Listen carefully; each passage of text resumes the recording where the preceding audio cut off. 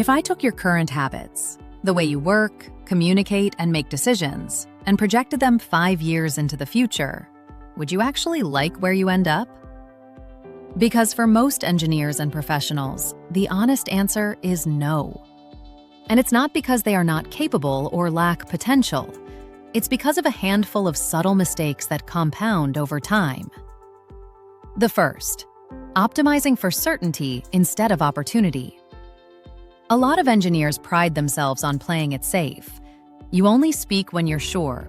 You avoid stepping into areas where you're not fully competent yet. You refuse projects outside your scope or with very tight deadlines.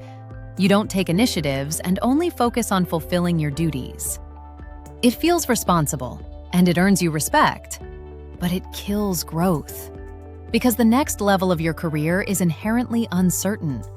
New responsibilities, bigger decisions, wider scope. If you keep choosing tasks where you already know you'll succeed, you trap yourself in a loop of proving the same level over and over again. Growth comes from being slightly underqualified and doing it anyway. The second, saying yes too often and confusing being busy with being valuable. You become known as reliable, helpful, easy to work with, so people bring you more work, and more, and more. Your calendar is fully booked, but none of it actually moves you forward. You're always doing something. Meetings, emails, problem solving, firefighting. At the end of the day, you're exhausted. But if someone asked, "What did you do today that actually changed something?" it's hard to answer. Not all work is equal. Some tasks increase your visibility and influence. Others just maintain the system. Value at higher levels comes from leverage, not activity. One strategic decision, one meaningful conversation, one initiative that shifts direction. That's what actually counts. If you don't choose carefully what you say yes to, your career becomes a collection of other people's priorities. The third, how you handle disagreement and thinking you're already on the top of the mountain. If your default in conversations is needing to be right, you're already limiting your growth. Because now discussions become about winning, not understanding. You interrupt, you defend, you push back just to prove a point. It might feel like confidence, but it comes across as low emotional intelligence, and people notice. They don't argue with you. They just stop including you in important conversations. At the same time, when you start believing you know it all, you stop seeking feedback. You stop questioning your own thinking. You filter out perspectives that challenge you. That's when growth quietly stalls. A real growth mindset looks different. It's open. It's curious. It seeks to understand before being understood. It's being able to say, "I might be wrong. Walk me through your thinking." Because the more you actually know, the more you realize how much you don't know. And that awareness is what keeps you evolving. The fourth, staying in environments that have outgrown you, or that you've outgrown. This one is tricky because loyalty and comfort can blur your judgment. Maybe you're good at what you do. You're reaching expectations. People respect you. It's stable. But if the environment no longer challenges you, stretches you, or opens doors, you slowly plateau. On the flip side, sometimes the environment has outgrown you.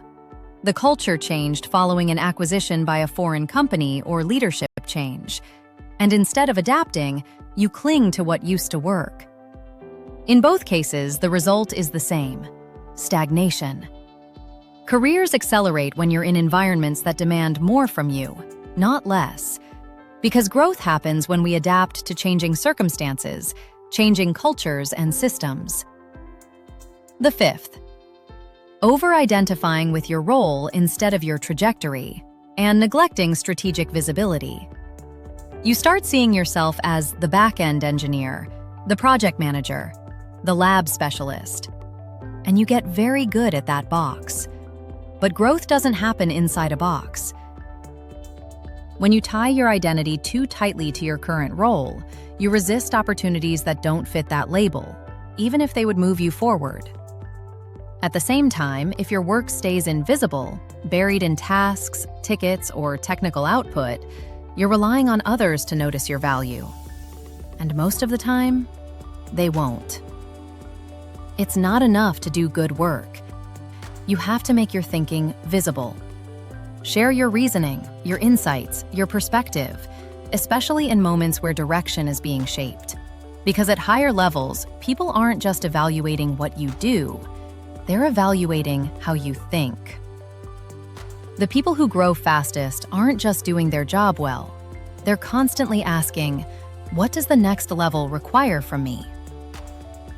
All of these mistakes have one thing in common. They feel safe in the short term. But over time, they quietly disconnect you from growth, visibility, and opportunity. So think back to that question from the beginning.